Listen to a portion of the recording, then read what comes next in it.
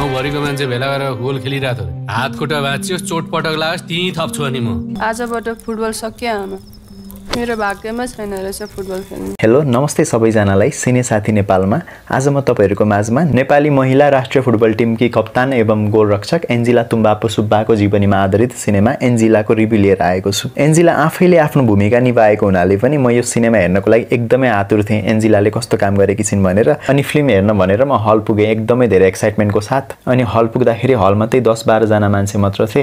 अनि 10-12 जना मान्छेको माझमा बसेर मैले फिल्म हेर्न थालेँ। अब यो फिल्मको कुरा पर्दा यो फिल्मलाई मिलन चाम्सले निर्देशन गर्नुभएको हो भने यो फिल्ममा एन्जिला तुम्बापो सुब्बा सँगसँगै दयाङ राई, सृजना सुब्बा, माउसे गुरुङ, विजय बराल, बुद्धि तामाङ, मन्जु श्रेष्ठ र सुनिल थापा जस्ता कलाकारहरूको अभिनय रहेको छ। अब यो फिल्मको स्टोरीको कुरा गर्नुपर्दा यो फिल्म एन्जिलाको जीवनीमा आधारित भएकै कारण नेपाली महिला राष्ट्रिय फुटबल टिमकी गोलरक्षक एवं कप्तान बन्न र फुटबलकै माध्यमबाट संसारभरि देशलाई चिनाउने बन्नुको पछाडि के कस्तो कुराहरू उनले भोगेकी छिन् त। आफू सानो हुँदादेखि आजको दिनसम्म आउँदा उनले जीवनमा भोगेका अनगिन्ती कुराहरूलाई फिल्ममा देखाइएको छ। साच्चीकै भन्ने हो भने एन्जिलाको जीवनी थाहा पाएर हामीले झन् धेरै आत्मविश्वास पाउँछौँ र एन्जिला त्यस्तो परिस्थितिबाट आज यो ठाउँमा पुगिन् भने म पनि लाइफमा आफूले चाहेको सपना पूरा गर्छु भन्ने आत्मबल यो फिल्म हेरेर फर्किँदा महसुस हामी सबैलाई हुन्छ। फिल्मले धेरै पटक हँसाउँछ अनि रुवाउँछ, केही आँसु खुसीका हुन्छन् त केही दुःखका फिल्म हेर्दै जाँदा। अनि यो फिल्म एकपटक महसुस गर्नको लागि र जसले आफ्नो जीवनमा म केही गर्न सक्दिनँ भनेर बसेको छ उसले मोटिभेट पाउनको लागि पनि यो फिल्म हेर्नै पर्ने हुन्छ।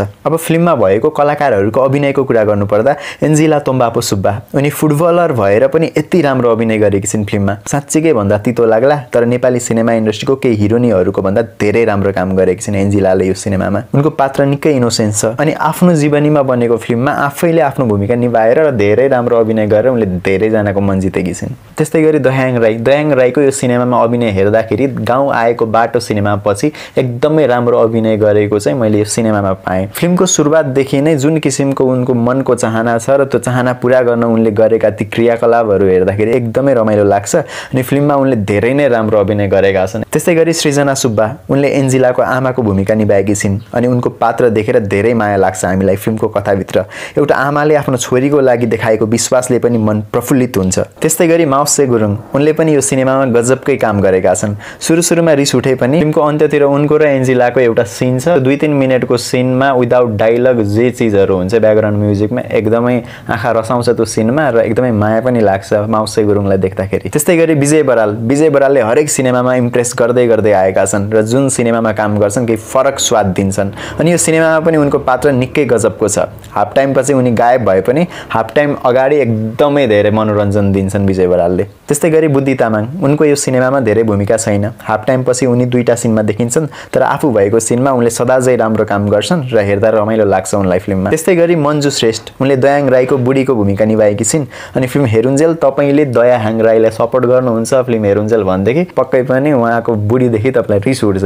त्यो किसिमको पात्र उनले काम गरेकी छिन् र एकदमै राम्रो अभिनय गरेकी छिन्। त्यस्तै गरी सुनिल थापा उहाँले नेसनल टिमको कोचको भूमिकामा अभिनय गर्नुभएको छ र थोरै भए पनि एकदमै प्रभावशाली काम गर्नुभएको छ र मजा आउँछ उहाँलाई फिल्मको स्क्रिनमा देख्दा। अब यो फिल्मको स्टोरी र डिरेक्सनको कुरा गर्नुपर्दा यो फिल्म एन्जिलाको जीवनीमा बनेको फिल्म भएकोले पुरै जीवनमा भएको सबै कुरा त समेट्न सकिँदैन, त्यही पनि जति कुरा समेटिएको छ राम्रोसँग समेटिएको छ अनि मिलन चाम्सले एज अ डिरेक्टर धेरै राम्रो काम गरेका छन् अनि उनले दर्शकहरूले फिल्म हेरुन्जेल एकदमै राम्रोसँग इन्टरटेन गराउँछन् चाहे हँसाएर होस् या रुवाएर होस्। अनि यसरी एन्जिलाको जीवनीमा त्यो पनि एन्जिलालाई नै फिल्म खेलाएर यो फिल्म बनाउने आर्ट भनेको जो कोहीले गर्न सक्दैन र यो आर्टको लागि भने हामीले सलाम गर्नै पर्छ मिलन चाम्सलाई। त्यस्तै गरी अब यो फिल्ममा भएको क्यामेराको कुरा गर्नुपर्दाखेरि क्यामेराको काम पनि एकदमै राम्रो छ। फिल्मको त्यो सुन्दर दृश्यदेखि लिएर काठमाडौँसम्मको यात्रामा भएका विभिन्न दृश्यहरूले मजाले कथा बोल्छन् अनि हेर्दा एकदमै आनन्द लाग्छ अनि फिल्मको एडिटिङ पनि एकदमै राम्रो छ। त्यस्तै गरी फिल्ममा प्रयोग भएको बीजीएम पनि सिचुएसन अनुसार राम्रो तरिकाले युज भएको छ अनि म यो फिल्मलाई 5 मा 3.5 रेटिङ दिन चाहन्छु।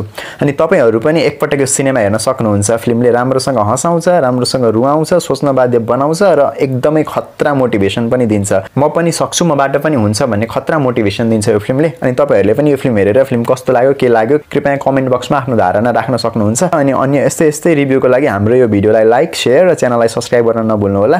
र आजको लागि यति नै। अर्को सिनेमाको रिभ्यू लिएर नआउन्जेलसम्मको लागि बाइ।